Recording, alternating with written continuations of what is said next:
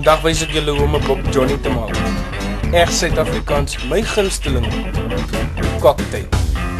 Eers vat jy 'n Toreo kindjie. Vul 'n kotte kap vol van hom. So omtrent 'n trippel. Dan vul jy vir hom op met tapwater.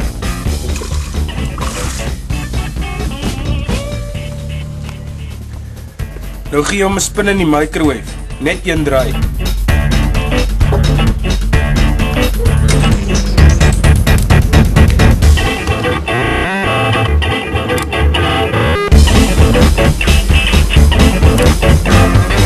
Presies een draai. Dan garnish jong. As dit een pad, dan is maag toe. Een sluk.